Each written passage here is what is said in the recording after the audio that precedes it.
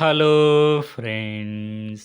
మనం శ్రీమద్ భాగవతం తృతీయ స్కందంలో భాగంగా కపిల మహర్షి తన తల్లిగారికి బోధించినటువంటి భక్తి యోగం గురించి తెలుసుకుందాం.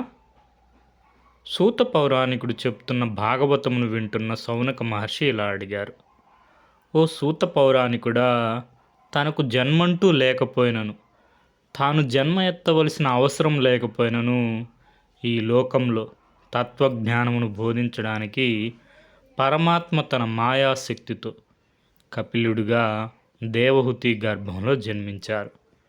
ఆ పరమాత్మ కథలు మేము ఎన్నో విని ఉన్నాము. కానీ ఆ పరమాత్మ అవతార లీలలు ఎన్నిసార్లు విన్నను మాకు తృప్తి కలగడం లేదు.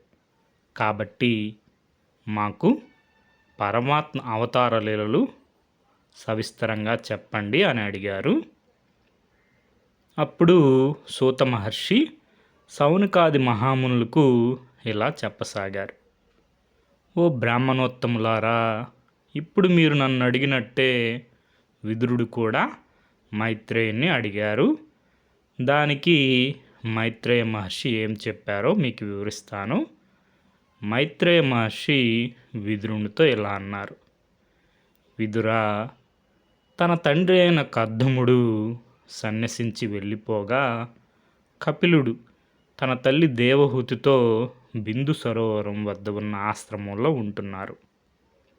దేవహూతికి బ్రహ్మగారు చెప్పిన మాటలు గుర్తుకు వచ్చాయి.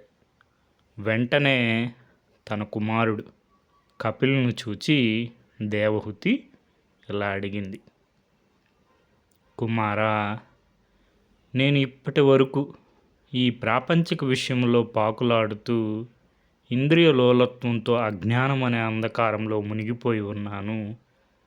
ఇన్ని జన్మల తర్వాత నా అజ్ఞానం అనే అంధకారం తొలగించే పుత్రుడు నాకు కలిగాడు.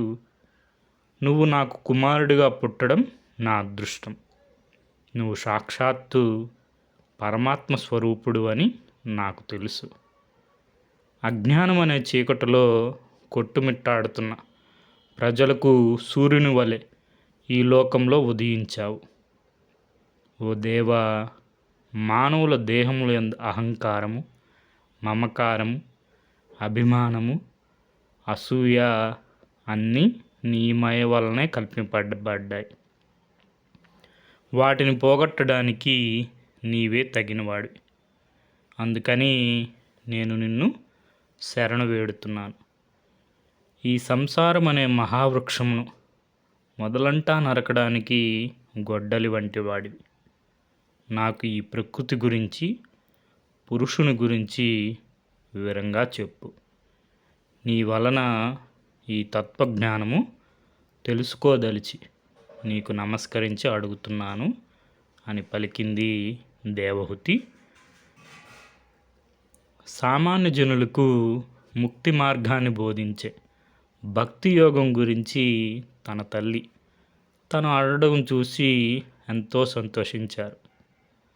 కపిల మహర్షి తన తల్లి దేవహూతితో చిరునవ్వుతో ఇలా అన్నారు: తల్లి, నీకు ప్రణామములు. ఈ లోకంలో మానవులకు మోక్షం ప్రసాదించేది, పరమాత్మకు కూడా ఇష్టమైనది ఒక్క భక్తి యోగమే అని నా అభిప్రాయం. మానవుల సుఖములను, దుఃఖములను ఈ భక్తి మాత్రమే నివారింపగలదు. ఓ తల్లి, నేను నా పూర్వజన్మలో ఋషులు శమము, ధమ్మము మొదలగు అంగములతో కూడిన పరమాత్మ యోగమును గురించి అడిగారు. అప్పుడు నేను వారికి చెప్పిన విషయంలో ఇప్పుడు నీకు నేను చెప్తాను. జీవులకు బంధనములు కలిగించాలన్నా, మోక్షం పొందాలన్నా దానికి వారి మనస్సే కారణం. ఎందుకంటే ఈ మనస్సు ప్రాపంచిక విషయముల్లో, కామముల్లో ఆసక్తి చూపినా అది జీవులకు బంధనములు కలుగజేస్తుంది.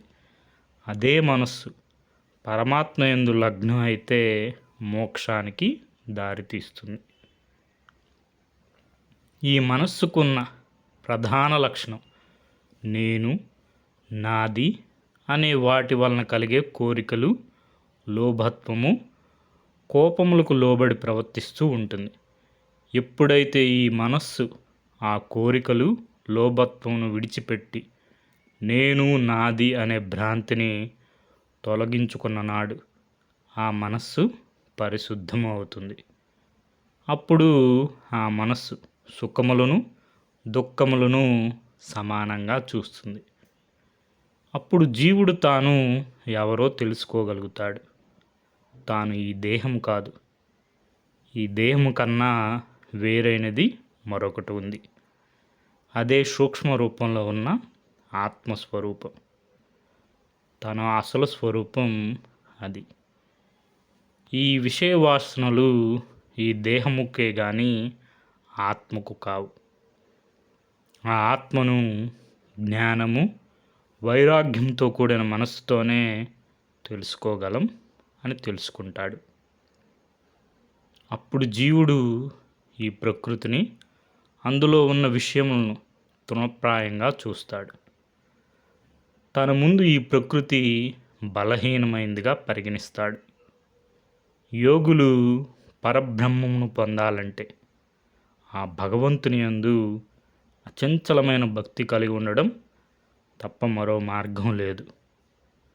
మానవుడు పుట్టినప్పటి నుండి తల్లి, తండ్రి, భార్య, పుత్రులు, బంధువులు వీళ్ళ మీద ఆసక్తితో బతుకుతున్నాడు. జీవుని బంధనములకు ఇవే కారణం. భార్యా బిడ్డల మీద చూపుతున్న ఆసక్తి భగవద్భక్తుల మీద, సాధువుల మీద చూపిస్తే అదే మోక్షమునకు ద్వారం వంటిదని పెద్దలు చెప్తారు. అలాంటి సాధువులు ఎలాంటి వారై ఉండాలంటే వారు ఎల్లప్పుడూ హరినామ సంకీర్తనం చేస్తూ ఉండాలి. సాటివారి మీద దయ కలిగి ఉండాలి. సర్వజీవులకు ఎలాంటి అపకారం చేయకుండా వారి క్షేమాన్ని, సుఖాన్ని కోరుకునే వారై ఉండాలి. ఆ సాధువులకు శత్రువులు అనేవారు ఉండకూడదు. శాంతి కాముకులై ఉండాలి. వారి సౌశల్యమే వారికి ఆభరణంగా ప్రకాశించాలి. వారు ఎల్లప్పుడూ శాస్త్ర ప్రమాణాలనే పాటించాలి. శాస్త్ర విరుద్ధంగా నడవకూడదు. అటువంటి సాధువులను, భగవద్భక్తులను సేవిస్తే అదే మోక్షానికి హేతువు అవుతుంది. తల్లి ఇంకా ఆ సాధువులను గుర్తించడం ఎలాగో చెప్తాను విను. వారు నన్నే ఎల్లప్పుడూ కీర్తిస్తూ ఉంటారు. వారికి వేరే ఆలోచన, ధ్యాస ఉండదు. నా కోసం వారు అన్ని కర్మలను విడిచిపెడతారు. భార్య, పుత్రులందు మోహమును పెంచుకొనరు. అవసరమైతే వారిని విడిచిపెడతారు. వారు ఎల్లప్పుడూ నాకు సంబంధించిన కథలనే వింటూ, చదువుతూ, గానం చేస్తూ ఉంటారు. వారికి మరొక ఆలోచన ఉండదు. ఎల్లప్పుడూ నా యందే తమ మనస్సును లగ్నం చేస్తారు. ఇటువంటి సాధువులకు ఏ తాపత్రయము ఉండదు. వారికి దేని మీద ఆసక్తి ఉండదు. ఏ కోరికలు ఉండవు. ఇటువంటి సాధువుల సాంగత్యమునే నీవు కోరుకోవాలి. వారు నీలోని దోషములన్నీ పోగొట్టగల సమర్థులు. అంతేకాకుండా ఎల్లప్పుడూ సత్సంగంలో ఉండాలి.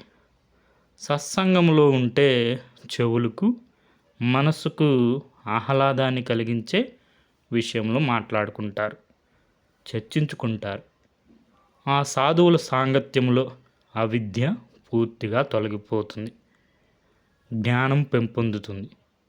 అప్పుడు నా యందు శ్రద్ధ, భక్తి పుడుతుంది. ఎల్లప్పుడూ నేను చేసిన సృష్టి గురించి, నేను చేసిన లీల గురించి వినడం ద్వారా, తెలుసుకొనడం ద్వారా లభించిన భక్తితో ఈ ప్రాపంచిక విషయం మీద వైరాగ్యం కలుగుతుంది.